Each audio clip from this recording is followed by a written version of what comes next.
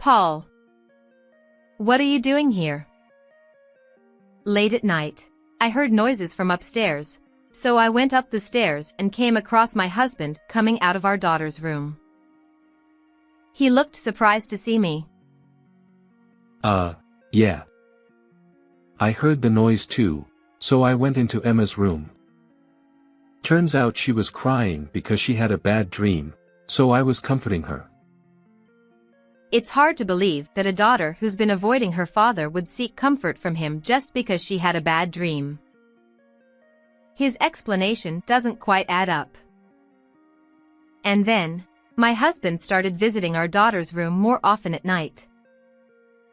When I asked him what he was doing, he always said our daughter couldn't sleep and wanted him to stay with her. In the morning, my daughter started yawning constantly and seemed to be more absent-minded. I also noticed that her waistline appeared fuller. I was concerned about these changes in my daughter's body. I confronted my husband sternly, and then my daughter spoke up. I've been enduring until now, but I've had enough. Listen to this. Where did you get that? You are an ungrateful child. Thanks to a certain trump card my daughter revealed, my husband was cornered into admitting his wrongdoing. My name is Kate. I married Paul, a senior from my university, and we got a daughter named Emma. Paul adores our only daughter more than anything and has been very attentive to her since she was little. Emma, in turn, has been very attached to her father, often going out to parks and other places with him even without me. When I was busy during peak seasons at my part-time job, Paul would willingly take Emma to amusement parks and other outings. No matter how busy he was with work, Paul never missed any of Emma's school events, such as sports days or parent-teacher conferences. In a world where many men prioritize work over taking care of their children, I am always grateful for Paul, who can be described as a model father. His dependable involvement with Emma makes me constantly thankful that I married him.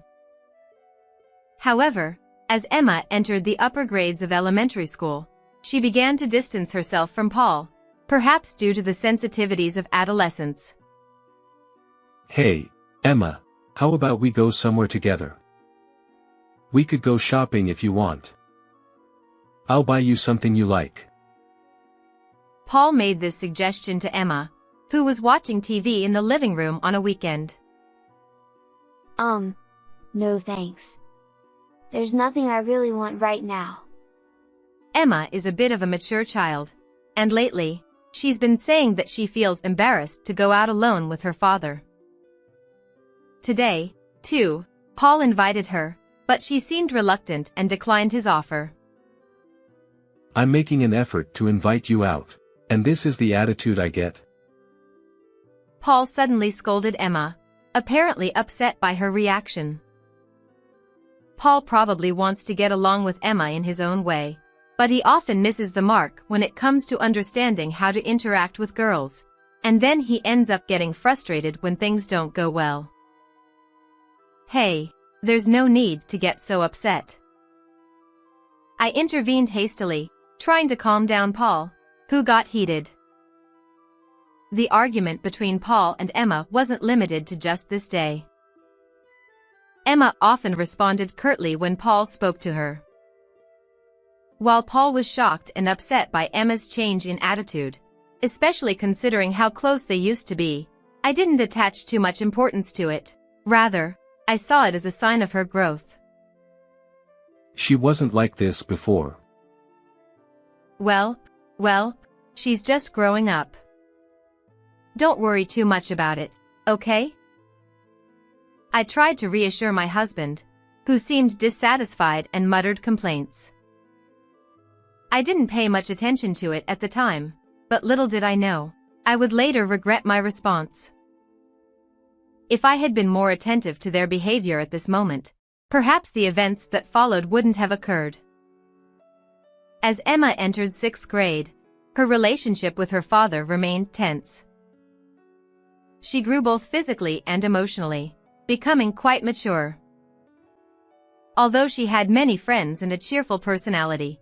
Lately, she looked a bit down. When I asked if something was bothering her, she would shake her head and say it was nothing.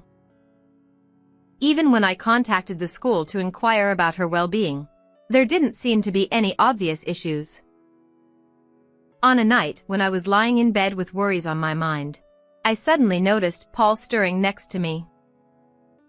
He got up and left the bedroom. I wonder if he went to get some water.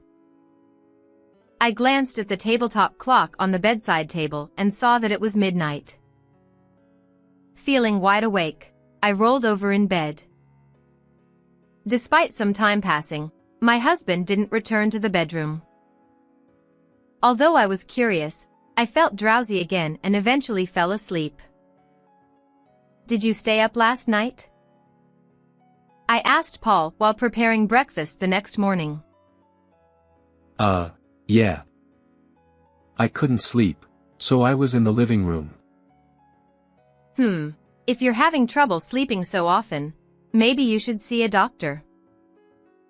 Even though I suggested it, he responded that he wasn't particularly bothered and it wasn't necessary.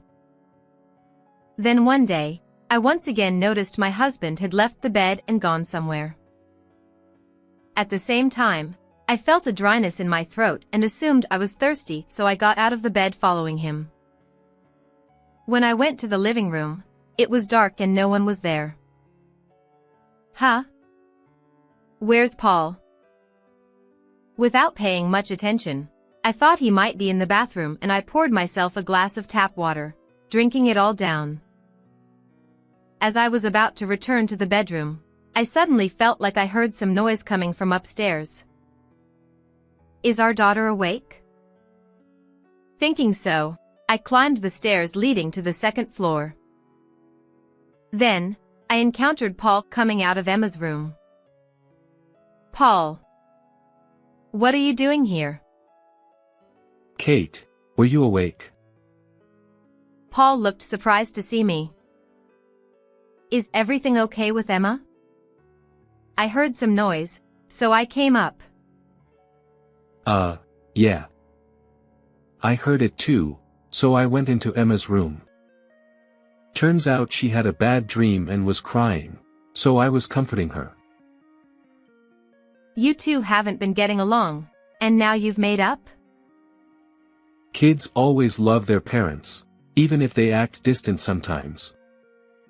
She has calmed down now and is asleep, so let's go back downstairs.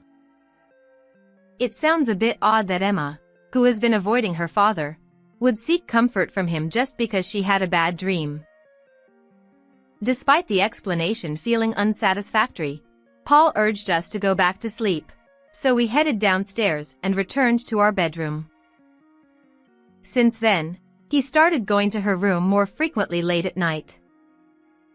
When I asked what he was doing, he always said she wanted him to stay with her because she couldn't sleep. I asked Emma if that was true, and she said that she had asked him to come to her room. Emma is a girl, so isn't it a bit much for her to sleep with her dad in the same bed at her age? Besides, isn't it going to affect your work if you keep waking up in the middle of the night all the time, Paul? Nah, if it's our adorable daughter asking, then it's fine even if I lose some sleep. Right? Emma? Paul replied casually, seeking agreement from Emma. Yeah. However, despite agreeing with Paul's words, Emma's expression clearly appeared troubled, as if she was burdened with something. Seeing that both of them seemed to agree, I decided not to press further and stopped questioning. However, the feeling of unease that something was amiss lingered. Then, in the mornings, I noticed Emma becoming sleep-deprived, yawning frequently and appearing absent-minded, as if her mind was elsewhere. Emma's grades, which used to be top-notch, started to decline gradually. Not only me, but also her teacher at school began to worry. "Hey, Emma, is something bothering you? You seem really distracted lately," I asked, concerned about Emma's well-being.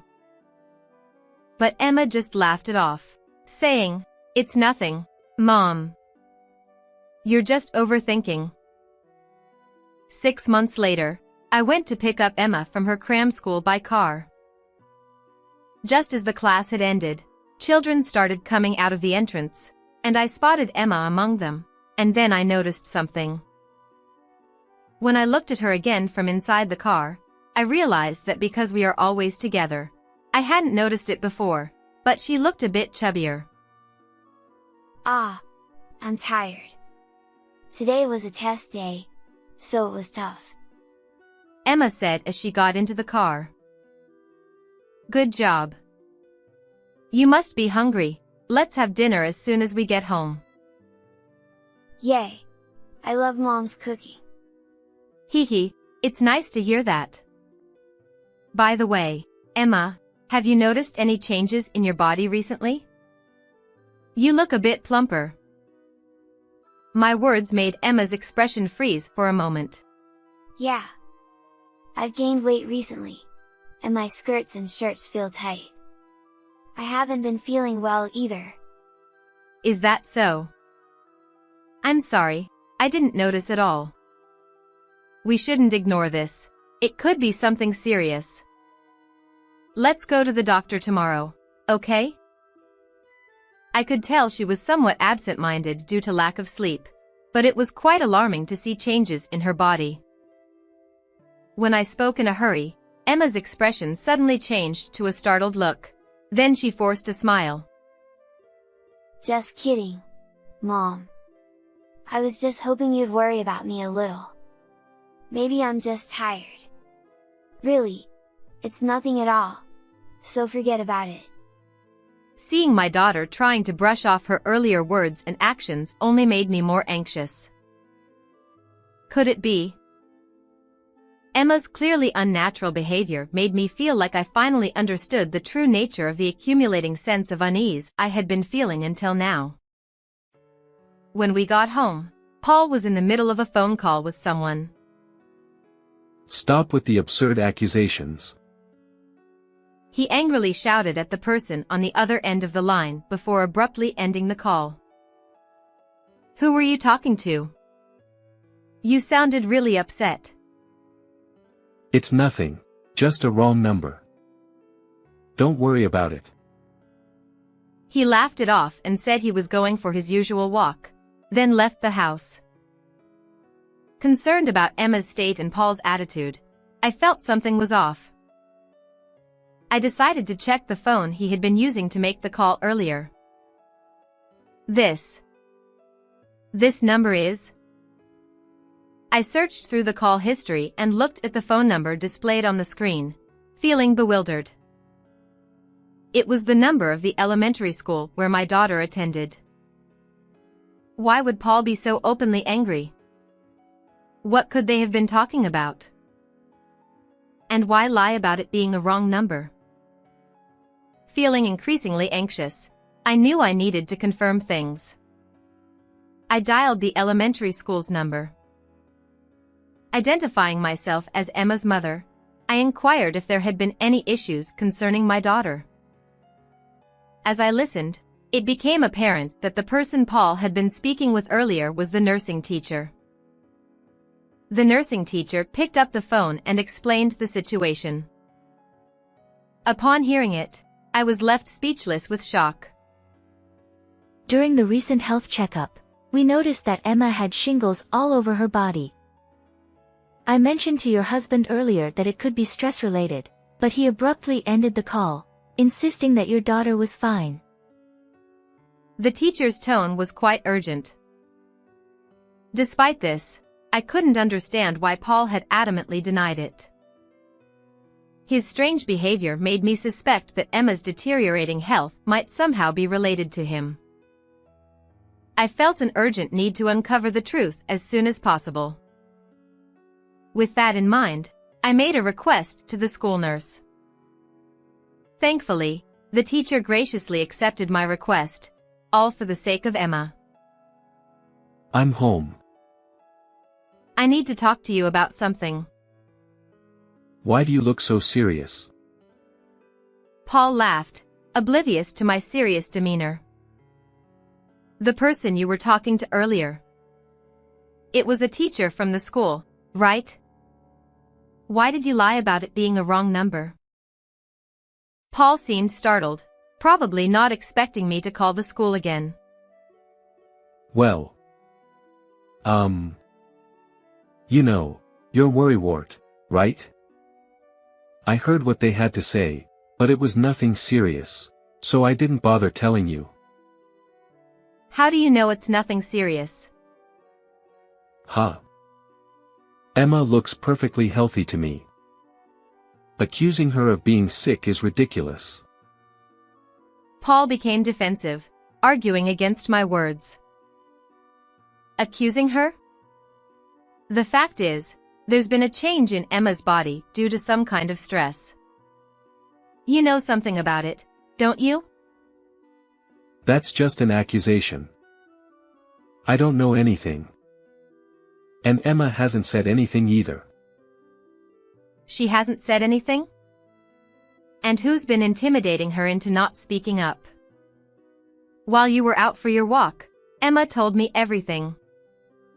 There's no point in playing dumb anymore. After hearing from the school nurse about Emma's condition, I immediately talked to Emma about it. At first, she was reluctant to speak up, but with patience and reassurance from me, she eventually broke down in tears and confessed something to me. She was forced by Puel to sleep with him in the same bed. While it might have been acceptable when she was younger, Emma is already in 6th grade. Even though Paul is her father, she must have felt uncomfortable sleeping with the opposite sex. At first, Emma also resisted and refused. However, Paul shouted, "The reason our daughter doesn't listen to me is because of your poor upbringing." He threatened to divorce me and kick me out of the house if Emma didn't obey him. Emma, not wanting me to be thrown out, reluctantly complied with Paul's orders. But just the thought of sleeping next to him made her feel suffocated, and as a result, she developed shingles all over her body due to the stress. The symptoms of shingles include severe body pain. Because of this, Emma couldn't fall asleep at night, and even when she managed to sleep, her father would appear in her dreams, yelling at her, preventing her from getting any rest. She always seemed drowsy and unfocused because she couldn't get proper sleep. And Emma confessed that she would sneak out at night to steal food from the refrigerator, trying to distract herself from the stress. That's probably why her body shape suddenly changed. Did you tell everything? I told you not to tell anyone. Paul shouted angrily, attempting to grab Emma.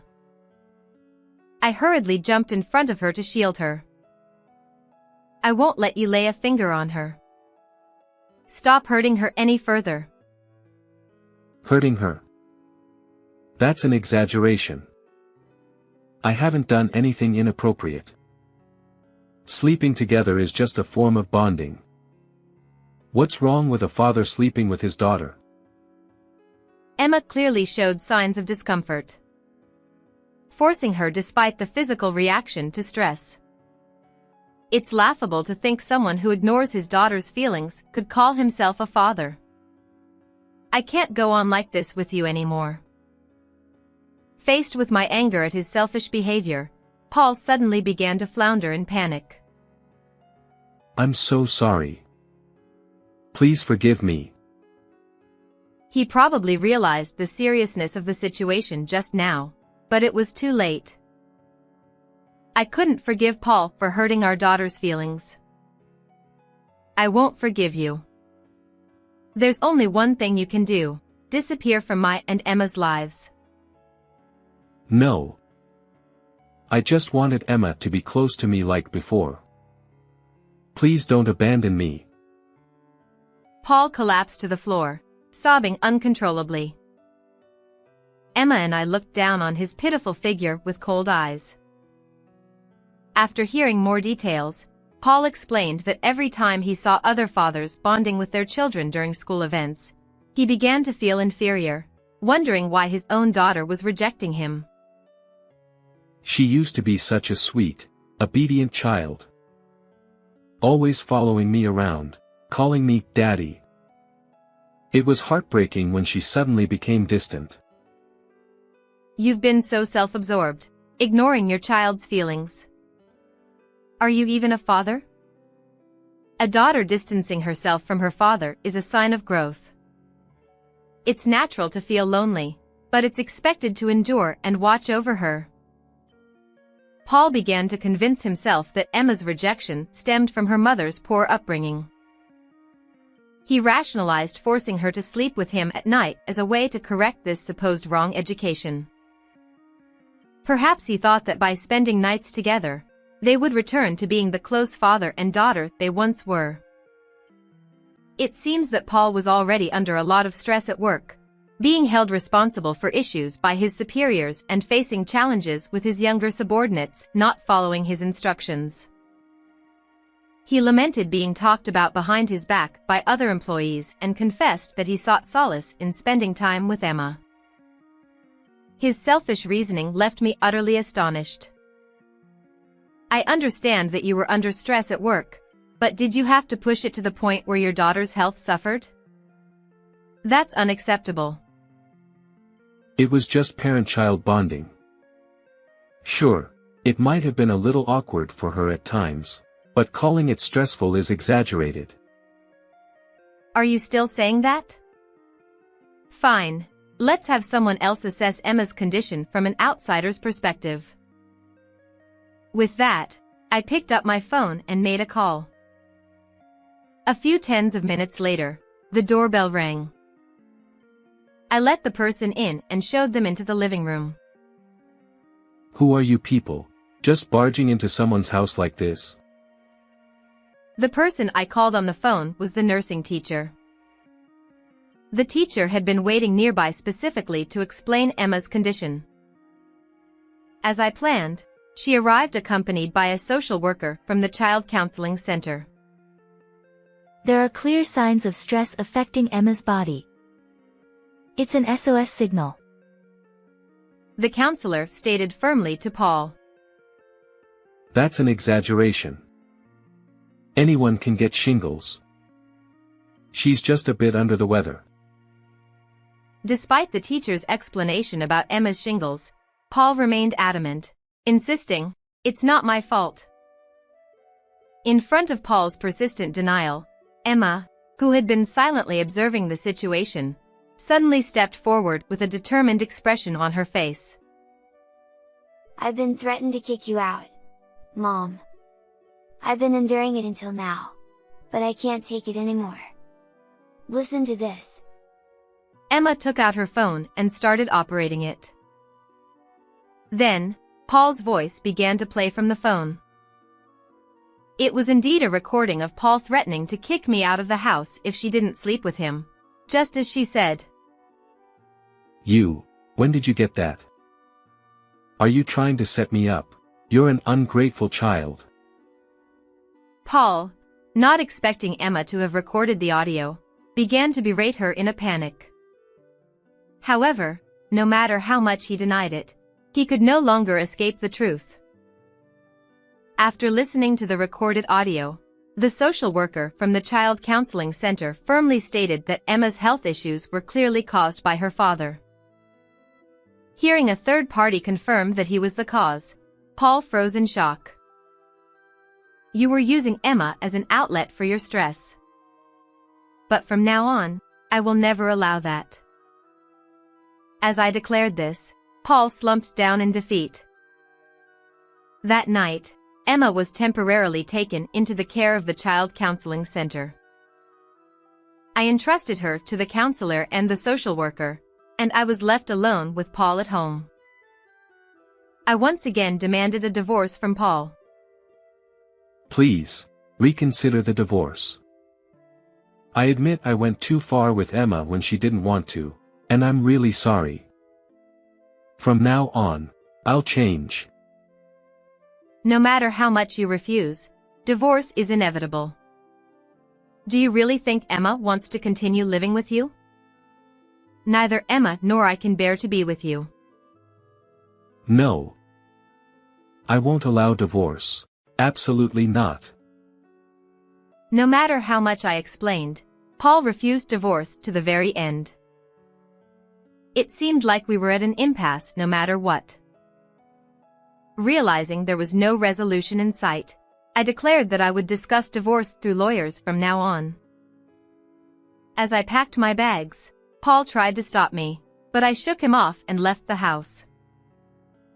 I couldn't stand to breathe the same air as that man any longer. I decided to stay at a budget hotel for the night and to pick up Emma from the child welfare office first thing in the morning. Even though I got many calls from Paul, I continued to ignore them. There was no point in talking to someone who wouldn't listen.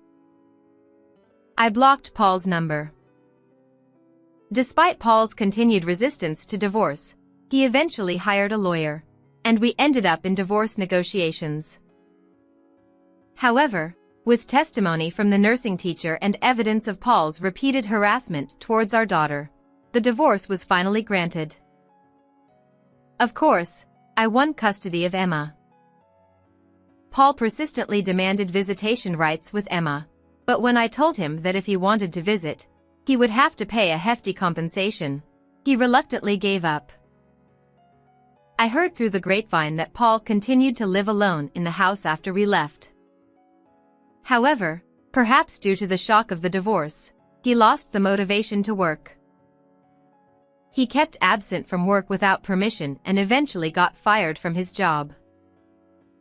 It seems that he lived dissolutely for a while, but he fell behind on bills such as electricity and gas, and the utilities were cut off. As a result, he had no choice but to sleep rough in parks. While I do feel pity for him living such a life, considering what he did to Emma, I cannot forgive him even after the divorce. I will never see him again in the future. And so, life as a single mother with Emma began. Being separated from Paul, Emma gradually regained her former lively spirit. Nowadays, Emma has become engrossed in K-pop idols with her friends and expresses her desire to study abroad in Korea. She has been putting effort into learning Korean, and seeing her return to her cheerful self makes me immensely happy and relieved. There may be challenges ahead, but I am determined to raise my precious daughter with all my heart to protect this smile. That's the promise I made in my heart.